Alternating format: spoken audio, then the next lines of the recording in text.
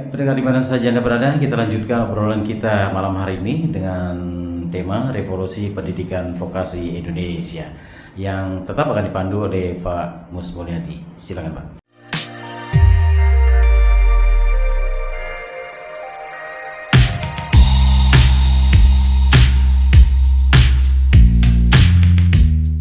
Pak Rahmat, kita lanjut. Siap. Yang berkaitan dengan tema kita revolusi pendidikan vokasi di Indonesia.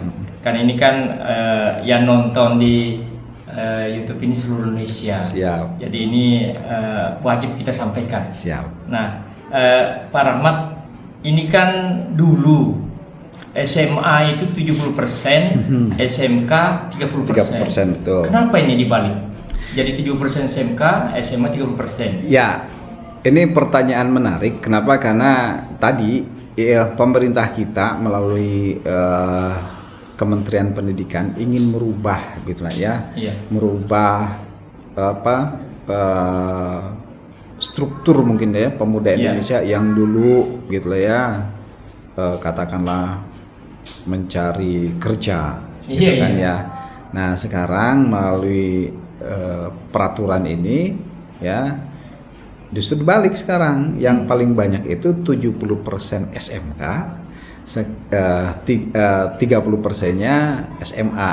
Nah, dengan harapan akan tumbuh gitulah ya masyarakat terdidik ya, yang mana pola berpikirnya dia berwirausaha gitu ya, ataupun katakanlah bekerja dengan sesuai bidangnya gitulah ya, ataupun melanjutkan. Nah, ini menarik. Kenapa? Karena ingin Indonesia keluar ya dari kungkungan katakanlah pengangguran gitulah ya, mencari sumber-sumber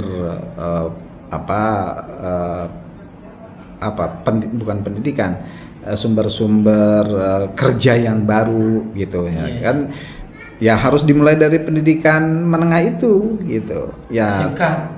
Tidak lain dan tidak bukan dari mana ya, dari SMK, sekolah vokasi. Namanya juga sekolah vokasi, artinya kejuruan. Dia sudah punya apa? Sudah punya tadi keterampilan ya, pengetahuan gitulah ya, untuk apa? Untuk menapaki dunia yang sesungguhnya di luar sekolah. Tapi ini dikatakan SMK juga salah satu sumber pengangguran. Ya. Ya, ini juga memang masih kontroversi gitulah ya. Kontroversinya kenapa? Apakah benar gitu ya? SMK ini pengangguran terbanyak. Nah, ini juga harus dikaji secara betul dan terstruktur dan terukur gitu. Kalau saya bantai itu Pak Rahmat, alumni siswa SMK Medika itu rata-rata kerja, meskipun mereka kerja di luar liniernya. Nah, ini mungkin yang dijadikan sebagai tolak ukur ya. Jadi bekerja tapi bukan di bidang kompetensinya, itu yang disebut dengan pengangguran tertutup gitulah ya. Makanya mungkin itu ada mata pelajaran pilihan ya. Nah itu makanya ini sangat penting ya, melalui struktur kurikulum yang baru ini gitu ya. Jadi artinya apa? Artinya bahwa ya potensi, kita berbicara potensi si anak ini ketika dia ada di jalur vokasi, akan tetapi ya dia punya hasrat yang lain di jalur yang lain, itu silakan dikembangkan. Ambil contoh begini ya, tadi di sekolah ini nih di Medika gitulah ya, nggak ada jurusan multimedianya misalkan gitu ya, tapi di sini minat bakat anak-anak banyak yang menjadi gitu, atau misalkan jadi YouTuber. Sekarang ini YouTuber kan jadi ini juga jadi jadi pekerjaan baru tuh, ada siswa Medika jadi YouTuber. Nah itu makanya itu dibuka seluas-luasnya dalam struktur kurikulum SMKPK. Ada mata pelajaran pilihan di situ. Mata pelajaran pilihan ini di luar kompetensi yang ada di sekolah gitu. Misalkan tadi ya jurusannya asisten keperawatan. Tapi dia ingin jadi broadcaster gitu. Ya buka mata pelajarannya misalkan gitulah ya, broadcasting gitu. Ya di mata Pilihan pelajaran tadi. pilihan itu silahkan. Jadi nanti dalam satu kelas Ya. itu beragam tuh jurusan. Iya. Ya, ada yang dari asisten keperawatan, terus di sini ada apa lagi jurusannya? Farmasi. Ada dari farmasi, teknik laboratorium, itu jadi berkumpul di situ. Ya, jadi ini seperti yang dilakukan di Amerika sana gitu. Di Amerika udah lumrah yang kayak gini ya. Saya Berjalan lama ini. Ya, sudah lama. Jadi dalam satu jurusan itu ya macam-macam jurusannya. Nah, ini dimungkinkan. Nah, ketika lulus kan ya tadi ya kan ya jurusannya ya. Jurusannya asisten keperawatan tapi dia jadi YouTuber. Yang penting dia berpenghasilan, bisa mandiri. Itu ya kan yang terpenting gitu. Ya, artinya dia hasratnya sudah ada di situ. Terus ini Pak Rahmat, muatan lokal. Nah, Apa yang pas tiap daerah ini muatan lokal? ya, oke. Ya, dalam struktur kurikulum SMKPK itu ada muatan lokal ya 2 jam itu Per minggu? Ya, di kelas 10, 11, 12. Oh, setiap Di angkatan setiap ini? angkatan ada muatan lokal tuh 2 jam. Nah, di beberapa daerah muatan lokal di kelas 10 itu sudah pasti diisi oleh bahasa daerah. Bahasa daerah. Bahasa daerah di kelas 10 itu wajib tuh gitu di beberapa daerah ya. Tapi ya karena ini ya saya nggak tahu apakah semua daerah mempunyai pergub yang sama berkait dengan muatan lokal gitu ya. Nah, kalau misalkan tidak nih, nggak ada nih Pak, kita bebas untuk menentukan. Silahkan isi sesuai dengan visi, bukan visi, tujuan jurusan. Misalkan Pak Mus nih punya siswa asisten keperawatan karena bantuan di pekerja migran ya ditunjuknya ke luar negeri, ke Jepang misalkan tuh. Muatan lokalnya diisi apa? Bahasa Jepang. Oh, menyesuaikan dengan visi jurusannya ini. Iya. Ini kan bantuannya bantuan caregiver. Iya. Berarti Jadi dasarnya untuk ke Jepang ya bahasa Jepang. Iya. Muatan lokalnya bahasa Muatan Jepang. lokalnya bahasa Jepang. Tidak harus bahasa daerah setempat. Enggak, ya itu tadi kecuali ada pergubnya. Kalau misalkan tidak ada pergubnya, silahkan disesuaikan. Misalkan tadi pin ke Jepang Pak, isinya muatan lokal itu bahasa Jepang gitulah ya. Dan ingat kalau ke Jepang, ke luar negeri gitulah ya, ke Jepang khususnya itu kan ada level-level bahasa yang harus dikuasai. Kalau misalkan Jepang nih kan levelnya itu ada N, mulai dari bawah N5, N4, N3. Nah, itu didesain lah di sekolah. Siapa yang mampu mendesain itu gurunya. Gurunya harus mampu mendesain gitulah ya, bahwa nanti di kelas 10 harus anak-anak itu menguasai N5. Baru jadi syarat utama ini. Ya, ini harus dipraktekkan, jangan hanya ada di ada di atas kertas, bukan, benar-benar gitu. Yakinkan bahwa guru gitulah ya mampu mengajar 1 tahun ya N5. Nanti di kelas 11 harus sudah lulus N4. 1 tahun masa nggak bisa sih? Gitu. Ya, makanya harus didukung tadi ya. Muatan lokal bahasa Jepang. Ekstrakurikuler adakan tuh bahasa Jepang. Oh, diekskulkan lagi. Diekskulkan Jepang itu untuk memperkuat. Gitu. Lebih bagusnya lagi nanti ada Japanese Day gitu. Seharian penuh ngomong bahasa Jepang gitu. Itu harus dipaksakan. Apa perlu di sekolah itu dibuat kayak kampung Jepang? Silahkan. Itu kan dikembalikan lagi ke sekolah. Kalau semua gitulah ya sumber dayanya gitu. Ya sumber daya itu kan tidak hanya manusia, sumber daya keuangan, sumber daya peralatan itu ada, silahkan didesain gitu.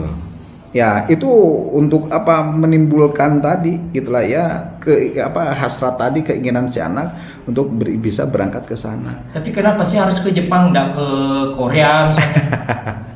Ya untuk sementara ini ya kan Jepang sedang butuh-butuhnya tuh tenaga kerja caregiver. Itu Jepang saja butuh pada saat ini sekitar 60.000 tenaga kerja caregiver. Berapa sih standar gaji ini? Ya kalau kita standar gaji sama di Jepang juga punya UMR gitu.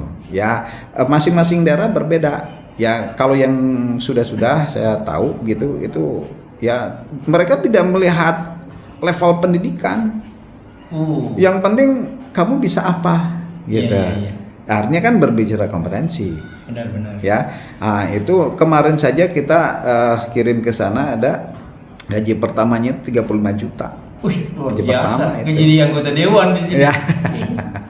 Ya, itu artinya ada peluang, ada harapan yang bisa diraih oleh peserta didik kita nanti, gitu. Makanya didesainlah ke situ. Gitu, jadi ada muatan lokal bahasa Jepang, ekstrakurikuler bahasa Jepang. Silakan didesain di sekolah. Tapi ada kekhawatiran ini orang tua tidak mau anaknya dibawa ke Jepang, nanti jangan-jangan gitu. Gimana kira-kira Pak? Ya artinya ini kan masalah komunikasi. Oh, belum Silakan komunikasikan dengan dari awal nih. Ya dari awal sebelum dia milih gitulah ya, bahwa sekolah itu punya program ke Jepang, ceritakan gitu. Pokoknya ada kegiatan apapun yang berbau Jepang, orang tua tuh jangan dilupakan. Dihadirkan. Ya kalau perlu pakai zooming gitu lah ya, saya jadi narasumbernya boleh silahkan undang gitu lah ya, bahkan kalau perlu nih ada forum orang tua khusus gitu loh ya untuk pengetahuan boleh silakan, itu semuanya ada di sekolah, silahkan ya. Kewenangan itu semuanya ada di sekolah. Nah terus ini Pak Rahmat, anak-anak Medika nanti bisa nggak pemagangan di SMK Dharma Sentul yang memiliki boleh silahkan fasilitas senior living gitu ya boleh silahkan ya, artinya kan ini masalah teknis teknis berkaitan dengan apa, dengan pelaksanaan pemagangan itu bisa diatur gitu. Silahkan. Yang jelas kembali lagi bahwa ya kepala sekolahnya mindsetnya harus growth gitu, harus bertumbuh, harus menjadi seorang CEO. Dia harus mampu menangkap peluang dan bahkan menciptakan peluang. Ini luar biasa. Oke Pak Rahmat, karena waktu kita sangat terbatas, tema yang kita angkat pada malam hari ini berkaitan dengan revolusi pendidikan vokasi Indonesia melalui SMK PK. Nantinya barangkali bisa memberikan semacam closing statement untuk pesan guru-guru kita se-Indonesia. Siap. Bukan hanya guru tapi termasuk kepala sekolahnya dan orang tua siswa. Iya. Oke. Kami persilakan Pak. Oke, baik, terima kasih Pak Mus. Ya, jadi ini perlu diantisipasi SMK-PK ini. Ya, non-PK pun harus mengantisipasi perubahan.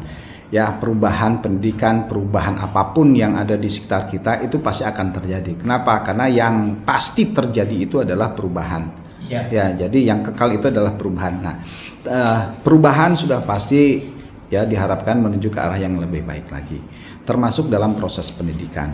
Guru-guru jangan alergi terhadap perubahan. Ya, selama menuju ke arah yang lebih baik, siapkan diri baik-baik ya menuju perubahan tersebut. Ya, kenapa? Karena dengan perubahan itu kita akan selalu eksis. Itu saja. Assalamualaikum warahmatullahi wabarakatuh. Semoga SMK jadi SMK PK Indonesia dan menjadikan pilot proyek. Betul. Demikian Pak Rahmat, terima kasih banyak. Sama-sama. Jauh dari Bogor, dari Sentul.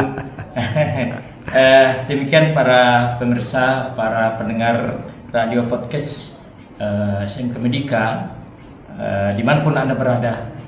Semoga acara ini mendapatkan rahmat berkah dari Allah Subhanahu wa Ta'ala dan bermanfaat kepada kita semuanya. Amin. Saat ini kami persilakan ke studio Pak. Baik, pendengar di mana saja Anda berada, demikian tadi sudah kita ikuti dialog kita tentang revolusi pendidikan vokasi Indonesia dalam acara Ngobrol Pintar Cara Orang Indonesia.